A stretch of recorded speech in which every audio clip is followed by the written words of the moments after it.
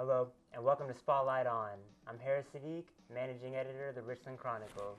Today our spotlight's on historian Edward Sesay. Edward, thanks for joining us. Thank you for having me, sir. Edward's a ranking member of student government, and his organization is hosting a conference soon. Edward, why don't you tell us a little bit about that conference? Well, the conference is called the TJCSG Region 2 Fall Conference. Well, what does that stand for is the Texas Junior College Student Government Association Region 2. We made out of a lot of bodies. We have the local, the regional, and the state. The state-wise, we're made of six regions in one in one in one state. Then the regional, we have 10 major schools representing. Each member is represented in one school. So for me, I'm representing Richland College. For other groups, I represent North Lake, Brookhavens, Mountain View, and we add another two college called Ranger College and also North Texas Central College, also part of the DCCD. So this conference is a big deal for me because I am honored of hosting this conference. As you can see that Richland never hosted a conference before, like something big. So last year I was so honored.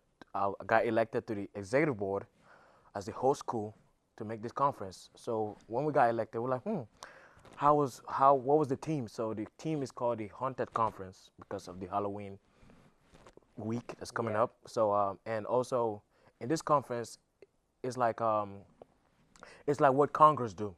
You know, we have different committees. We have 6 different committees. We have the legislative, the award, the t-shirt and chair, the the other committee. Yeah, dealing with some different. The legislative committee deal with constitution, like if anything that's need to be added in the constitution or change, they present it to us and we vote on it because we have the Robert Rules of Order. We have rules that every delegate have to follow. So like I said, it's like what Congress do. We go up and say, Mr. President or Mr. Host, Mr. Secretary, this is what our committee has decided. And also we have the resolution committee. Like I remember last year we were talking about the DACA program that we presented to the regional. It passed in regional, but we went to state. It failed in state because we didn't have enough votes to pass it and so we can give it to the state representative that represent each district to say, okay, hey, this is what the TJCSGA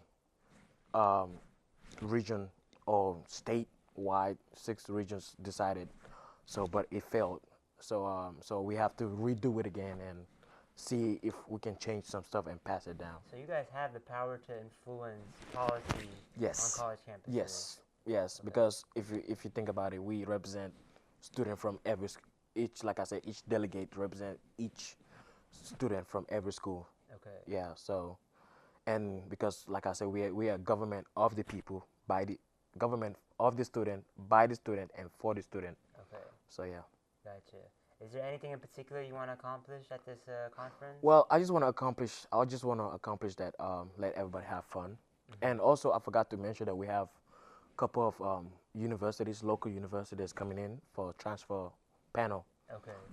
So if students have any question about transfer papers or how should I transfer, what are my grades, what's my GPA, what's my credit hours, we have people from representatives from different colleges, universities like Texas Women University, SMU, UTD, UNT coming to our conference. And we have the National Guard also sponsoring this conference on breakfast and food, also asking them questions. Say, hey, how can I join the National Guard? What are my requirements? They're welcome to answer the questions. And Richland is moderating. I'm moderating that panel. So yeah. So going back to the beginning, you coming in as a freshman into college. Yes. What sort of fueled your interest in getting involved in student government? Did you meet somebody or did you see anything? Yes. I met my friend named Zion. We went to the same church. Because when I came, I was like, what clubs are there I can join? So I saw Student Government Association. I was like, I don't think this club is for me. But my friend gave me the details because like as I said, it's a government for the student, by the student, with the student shall not perish. Yeah. So because if students have problems, they come to student government, and we help them out. Like if clubs have one student government to sponsor them, they come to us, we sponsor them. So I was like, okay, because my field is political science. Okay. So I'm interested in government, how government, works, how they deal with, issues like that.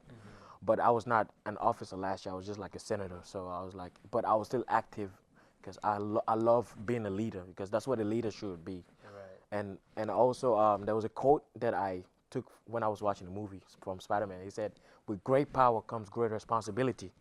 And also, if you have a great power, you need responsibility. Right. So my responsibility is to make student government, grow, represent Richland College, the community, the students in Richland, like you, like me, like like every student here, from freshman, from high school to college, from freshman to senior.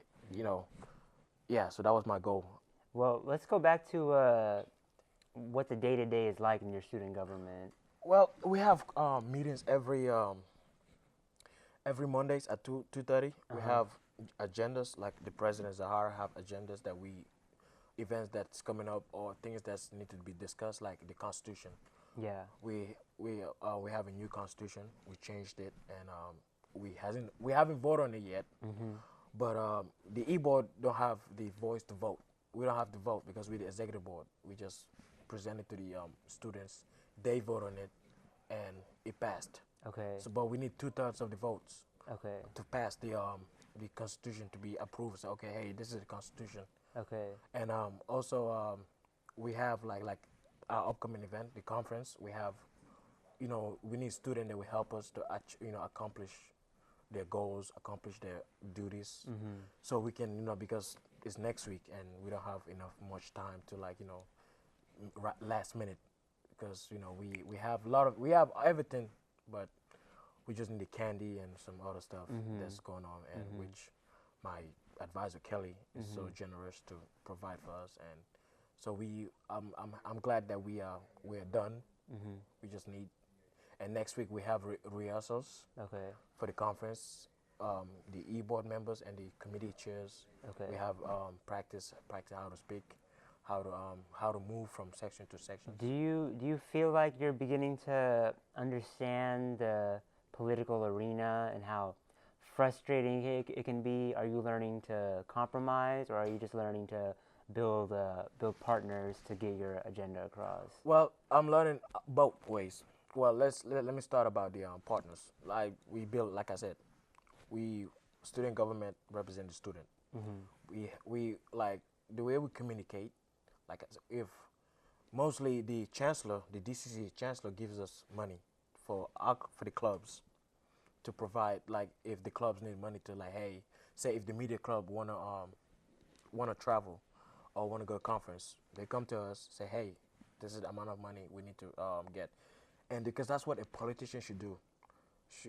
You need to know you need to find a way to negotiate with people, not just like impersonate stuff on them, because it will not work. So pretty much we negotiate, listen to advisors and students. Then we're like, okay, amongst ourselves, say, hey, do we need to give money to this group?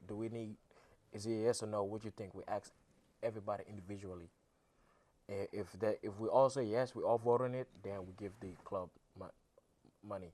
And what was the other question you said again? Well, I guess what I'm just asking is, do you continue to go over what you think your agenda should be for the club, and are you successful in finding people who are willing to get on board with that agenda, or does it require a lot of convincing? Does it require a lot of time for people to decide that they want to go ahead and support a certain vote? Because, as a politician, I'm sure you have to be rounding up those votes. Yes. And it can be very frustrating when you come up short a few votes, just a few, in order to pass something. Right. Well, So what are some of your techniques into being able to convince people that they need to get on this piece of legislation? Well, our techniques, pretty much we don't have any techniques, I would say, because we just, like I said, our president get the agenda and say, hey, this is what we need to vote on. Sometimes we don't have enough people to have our vote because sometimes we don't even meet quorum. Right. We just discuss stuff. Yeah. We have to like suspend the meeting, the stuff that need to be done till next meeting. Okay. Which that's frustrating to me because I was like, hey, look, I mean, come on, guys. Like me, I'm so engaged with people. I like to go out and say, hey, are you gonna come to the meeting? Because we need this, we need that. Yeah. Because that's what a leader should be. You need Right. to engage with people. You need to be a slave amongst people. You know what I'm saying? Lead the way, not just relax and let people do stuff. Okay. So pretty much we don't have any techniques. We just like put it there, then people look at it and say, oh, okay, hey, this is what we need to vote for. Then, or sometimes the students tell us, say, hey, we need to change this. We listen to them because that's our job as politicians, as leaders of the school, as leaders, as executive board of the SGA. We listen to the students, to the delegates, to the voters. Then we say, okay, hey, look, this is what they said. We change it, and bam, we vote on it. Gotcha. Yeah. So last thing I want to ask you is, moving beyond the conference, what are some other events that students should be on the lookout for, sponsored by student government? Yes. So we have a town hall meeting on the 14th of November next month. It's called the Path to Citizenship. As you know, a lot of people trying to get citizenship in the United States. So if you want to know how to get citizenship in the United States, we have a couple of people that's coming in. We have one from the Homeland Security Department citizenship coming in. We have lawyers and we have one of the House of Representatives coming in to speak to us, say, hey, this is what need to be done to become a citizen of the United States, or a resident or permanent resident, how long you need to take. So it's also sponsored by student government, because all this town hall we're doing is to let students know that, okay, hey, look, we are here for you, because that's our job. That's what student government is. Right. Because I don't know if you see our board, it says your voice, your vote. It's your voice, your vote. Right. If you think this is not right, please tell us. We work with you. Okay. You know what I'm saying? Right. Always, because I remember I went for a conference last May at Texas in Plano. The guy was like, always vote no, don't always vote yes. If see something's wrong, don't be like, oh, you just be like, oh yeah, no. As a leader, you gotta go and say, okay, this is wrong. I gotta do something about it. Right. So that's what I'm here to do. Okay. Make sure people feel good about themselves, and students, feel good about themselves, because they're also safe. Because as you know, there's a lot of stuff going on around the nation. So and the government is necessary to protect the people, and that's what student government is. Okay. Yeah. Gotcha. And that concludes our segment of Spotlight. The Richland College will host its official conference for regionals on October 28th, right here. And I'm here, Sadiq, with the Richland Chronicle. Thank you.